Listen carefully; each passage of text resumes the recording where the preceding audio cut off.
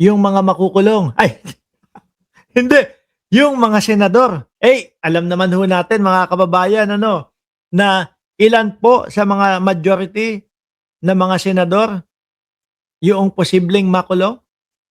Marami po. Meron Chis Escudero, merong meron Chis Escudero, meron Rodante Marcoleta, may Boss Joel, may Boss Jinggoy, mayro Joel, Jinggoy, sino pa ba ang isa?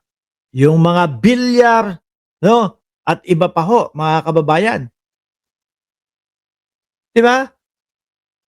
Kaya isinusulong nila na magkaroon ng ano, magkaroon ng botohan o pwedeng magboto o bumoto yung mga nasa bahay lang, mga nasa kulungan, which is yan naman ho talaga mga kababayan. Merong ano diyan si Senator Trillanes, tignan niyo ho mga bossing. Oh, Nga po, no? Ito, sasabihin ko na nga po na simula po nung pumasok yung mga Duterte senators, ayan. Kilala niyo naman yan. 13 Judas. talagang binalahura nila, hindi lang itong Senado eh. 'Di ba? Sanay kasi sila na yung buong democratic institutions binabalahura. Nung pumasok sila diyan simula nung 2019, ganun na. Pababa na ng pababa yung standard kasi nasanay sila eh. Alam niyo, totoo yan mga kababayan. No? Madami sa mga kababayan ho natin ang sinasabi, abolish na lang ang Senado. No? Dagdag gastos lang sa tax, dagdag gastos lang sa kaban ng bayan ang Senado, mga bossing. Nadadamay ho tuloy yung ibang mga senador na totoong nagtatrabaho ho.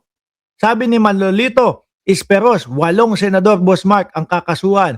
O isa-isahin natin, Rodante Marcoleta, ito nga nag-iiyak na. Ano, kesyo daw po pinapatahimik lang siya, kaya siya kinakasuhan. Ang putik na yan, ikaw yung umamin mismo eh.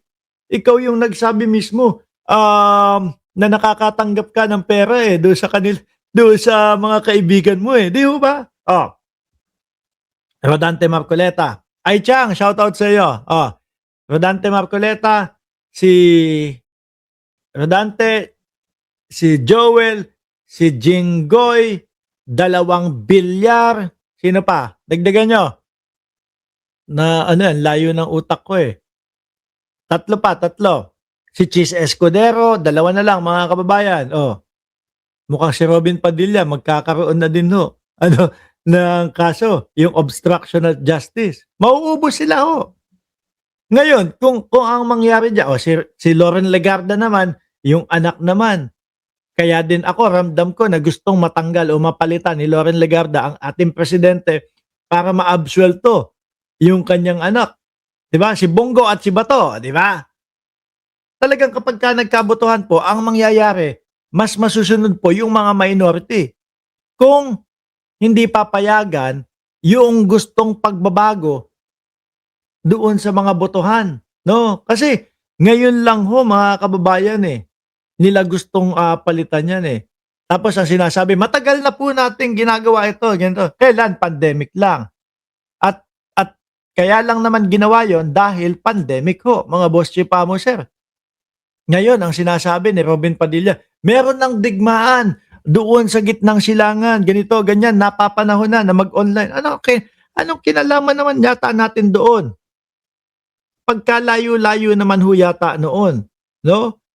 Dahil ito pong isinusulong nila, mga boss chipamo sir, na makaboto through online yung mga kasamahan nila, ay para ho pumabor sa kanila, mga bossing. Lalo-lalo na kapag sa impeachment na yan, ano, ng Vice Presidente. Pero mo, isipin nyo na lang ho, sa impeachment na lang ho, mga kababayan, nasa oblo, yung 8 sa kanila. Nasa oblo, yung 8 sa kanila. Tapos boboto. Ni hindi nila makita, malaman, marinig, physical yung mga ginagawa doon mismo sa impeachment na iyon. Tapos boboto. Ano po iboboto niyan? Eh syempre ho mga bossing, simple lang iboboto niyan. Acquit si Sara Duterte. Bakit? Kasi yan ang nag-iisa na maaari na makapagligtas sa kanila.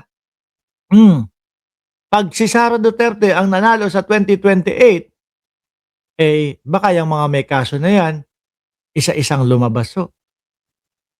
Di ba?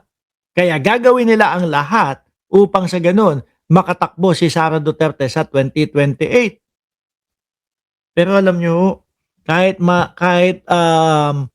ma-acquit si Sara Duterte sa dito po sa impeachment na ito, isang Leni Robredo at Bongbong Marcos na tandem lang ho ang itapat diyan. Wala na ho yan.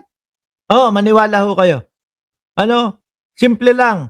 No, kung 32 million yung sinasabi ng mga DDS, 32 million daw sila. Maniwala kayo dyan. Kasama ho tayo doon sa mga bumoto ng 32 million eh. Diba? Ngayon, ito, bumaklas na tayo. Let's say, sabihin na natin kalahati ng 32 million, wala na. So, ilan sila? 16 million? O tayo natira. O sabihin na natin, yung sa 31 million na boto ni Pangulong Bongbong Marcos, sabihin na natin, 11,000 ang DDS doon. Diba? 11,000 ang DDS doon. May natitirang 20 milyones. Nakita nyo naman yung mga boto nila Kiko Pangilinan. At saka nila Bam Aquino, 20 milyones na din po. Pagsamahin mo yon, pink at pula, 40 milyones ang posibleng maging boto ni Atty. Leni Robredo kung ang kalaban si Sara Duterte. Mga DDS, kahit sino ang ipartner mo dyan, wala na yan. Ano po, sino? Robin Padilla, ipapartner mo kay Sara Duterte. Sila lang din naman yan eh. 16 million. Di ba? Sino pa ba? Si Marcoleta, ganun din ho, mga kababayan. Malabo.